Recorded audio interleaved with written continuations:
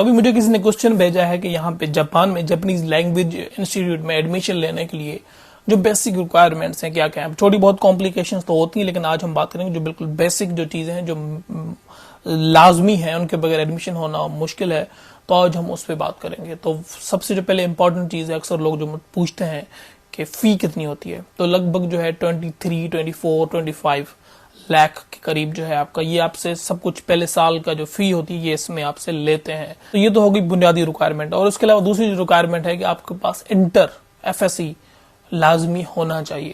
ہاں, ان لوگوں کے پاس جن کے پاس ڈگری ہے وہ بھی اپلائی کر سکتے ہیں, مطلب 4 سال کی ڈگری کسی بھی انجینئرنگ میں, میڈیکل میں, کسی بھی اس میں, لیکن ان کو میں پریفر کرتا ہوں کہ وہ پہلے اسکالرشپ پہ ٹرائی کریں. اگر اسکالرشپ نہیں ملتی تو پھر وہ لینگویج کو بھی ٹرائی کر سکتے ہیں, لیکن پہلی پرائرٹی اپنی اسکالرشپ پہ رکھیں. اور اس کے علاوہ جن کے پاس انٹر ہے تو ان کے پاس سب سے ایزیسٹ راستہ وہ یہی ہوتا ہے کہ وہ لینگویج سیکھنے کے لیے یہاں پہ آ جائیں. اب اس کی ایک تو ریکوائرمنٹ یہ ہوگی, یہ آپ کی فیس اتنی جو 23, 24 لاکھ کے آس پاس جو ہوتی ہے آپ نے یہ دینی ہوتی ہے پورے سال کی. اور جب آپ یہاں پہ آ جاتے ہو تو پھر تو یہ ہے کہ آپ کو, اگر کیونکہ یہاں پہ آپ آتے تو ان کی ایک ریکوائرمنٹ اور بھی ہے کہ آپ کے پاس جو ہے جاپنیز لینگویج کا بیسک کا سرٹیفکیٹ ہونا چاہیے. اس میں بھی یہ ہے کہ جہاں پہ جس ادارے میں آپ ایڈمیشن لے رہے ہو تو پہلے آپ ان سے پوچھو گے کہ آپ پاکستان کے کس انسٹیٹیوٹ کا جہاں سے ہم لینگویج سیکھ کے ہیں ان کا آپ سرٹیفکیٹ ایکسیپٹ کرو گے. ٹھیک ہے, تو جب وہ کہیں گے ہاں ان اداروں کو ایکسیپٹ کریں گے تو پھر آپ نے دیکھنا ہے کہ جو آپ کو قریب پڑے, جہاں آپ کو ایزی ہو جانا, کراچی میں بھی ہو سکتا ہے, لاہور میں بھی ہو سکتا ہے, اسلام آباد میں بھی ہو سکتا ہے, تو وہاں پہ جا کے آپ وہ سرٹیفکیٹ جو ہے وہاں سے ان کے پاس سیکھو گے.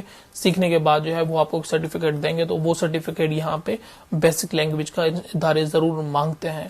دوسرا آپشن یہ ہے کہ آپ جاپنیز لینگویج کا جو N4 سرٹیفکیٹ ہے, N5 بیسک ہوتا ہے, N4 جو ہوتا ہے بیسک سے تھوڑا سا اوپر کا لیول ہوتا ہے, تو اس کا سرٹیفکیٹ اگر آپ کے پاس ہے تو جاپان کا ہر ادارہ, جو بھی ادارے ہیں جو لینگویج پڑھاتے ہیں وہ اس کو ایکسیپٹ کرے گا. پھر اس میں آپ سے پوچھنے کی کوئی ضرورت نہیں ہے آپ کو کسی بھی ادارے سے. پھر آپ دیکھیں گے ہر ادارے کی جا کے ویب سائٹ چیک کریں گے, جس کی فیس کم ہے آپ اس میں پھر انرول ہو جائیں گے. اب آپ کو یہ پتا چلا کہ جب آپ یہاں پہ آؤ گے تو آپ کو آلریڈی بیسک جاپنیز آتی ہوگی, تو اس کے بعد جب آپ یہاں پہ پہنچو گے تو پھر آپ یہاں پہ اپلائی کر سکتے ہو پارٹ ٹائم جابس کے لیے.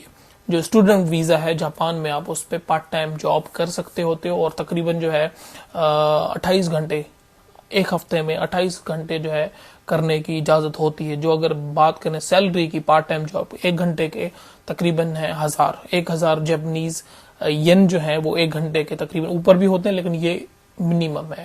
ٹھیک ہے, تو کچھ کا 1200 بھی ہوتے ہیں جو راتوں کو کام کرتے ہیں تو ان کو زیادہ ملتے ہیں, 1500 بھی ملتے ہیں, لیکن جو دن کو کام کرتے ہیں تو لگ بھگ 1000, 1100, 1200 یہ ایک ایوریج ہے 1 گھنٹے کی. تو آپ جو ہے ہفتے میں 28 گھنٹے آپ یہاں پہ پارٹ ٹائم جاب کر سکتے ہوتے ہو. اس سے زیادہ کرنا وہ آپ کو کمپنی جو آپ کو جاب دے رہی ہے, جاپانیز کمپنی ہے, وہ آپ کو کرنے بھی نہیں دے گی. تو یہ ایک لمٹ ہے. اب جو مسئلہ کہاں پہ آتا ہے, یہ 2 ریکوائرمنٹ, آپ کے پیسے ہیں 24-25 لاکھ, آپ نے سرٹیفکیٹ لے لیا, یہ بھی ہے. آپ کو بینک اسٹیٹمنٹ دکھانی ہوتی ہے کہ آپ کی کرنسی میں پاکستان کی بینک میں لگ بھگ آپ کے پاس 50-55 لاکھ روپیہ پڑا ہے, کہ اگر آپ یہاں پہ آتے ہو, آپ کو پارٹ ٹائم جاب نہیں ملتی, تو آپ کے پاس اتنے پیسے ہونے چاہیے کہ آپ اپنے خرچے افورڈ کر سکو. تو اس کے لیے پھر یہ مسئلہ آتا ہے اکثر لوگوں کو, تو وہ 24-25 لاکھ ادھر ادھر دوستوں سے لے کے کر بھی لیتے ہیں, فیس بھی پے کر دیتے ہیں, لیکن مسئلہ آتا ہے بینک اسٹیٹمنٹ کا. اکثر لوگ جہاں پہ جو پھنستے ہیں وہ یہاں پہ پھنستے ہیں بینک اسٹیٹمنٹ میں. اب ہاں, آپ مجھ سے یہ سوال پوچھیں گے پاکستان میں کون سے ادارے ہیں جو سرٹیفکیٹ دیتے ہیں بیسک لینگویج کا, تو وہ ہے ایک ہارو کے نام سے ہے, کراچی میں ادارہ ہے, وہ آن لائن بھی کراتے ہیں. اگر آپ کہیں اور رہتے ہو تو آپ گوگل پہ سرچ کرو گے ہارو جاپانیز لینگویج سینٹر کراچی, تو ان کا آپ کو آ جائے گا نمبر, ای میل جو بھی ہے, آپ ان کو کانٹیکٹ کر سکتے ہو. فیس بک پہ ان کا پیج بھی ہے. اور اس کے علاوہ ایک ہے دا جاپان ہاؤس کے نام سے, تو وہ بھی بیسک کا سرٹیفکیٹ دیتے ہیں. لیکن ان کا سرٹیفکیٹ کو وہ ادارہ ایکسیپٹ کرے گا جاپان میں, جو انسٹیٹیوٹ نہیں کرے گا, تو پہلے آپ نے اس ادارے سے پوچھنا ہے. اور باقی وہ میں نے کو بتا دی کہ اگر آپ N4 کر لیتے ہیں تو پھر جاپان کا کوئی بھی ادارہ آپ کے سرٹیفکیٹ کو ایکسیپٹ کرے گا.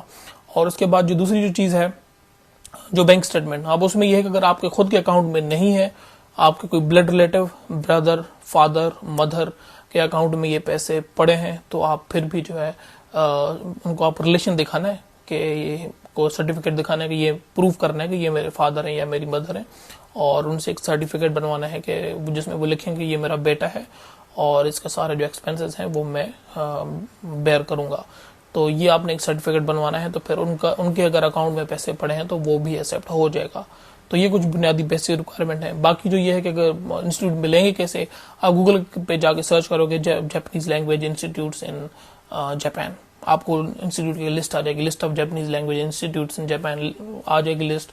آپ جس لسٹ میں جو نام ہو گیا آپ اس کو گوگل کرو گے, ان کی ویب سائٹ آ جائے گی, وہاں پہ آپ جا کے ان کی ریکوائرمنٹ دیکھ سکتے ہیں. لیکن پھر بھی اگر کوئی بھی چیز آپ کو سمجھ نہیں آئے گی تو آپ پہلے ٹرائی کریں, کوشش اپنی کریں, ہر چیز ڈیپینڈنٹ نہ ہو, کوشش کریے گا آپ اپنی. اگر نہ آئے سمجھ میں کہ میں یہاں پہ پھنسا ہوں, مجھے سمجھ نہیں آ رہا, کوئی چیز مل نہیں رہی, میں پھر آپ کو فردر گائیڈ کر دوں گا. پہلے آپ اپنی طرف سے اس میں گوگل پہ سرچ کرنے کی کوشش کریں.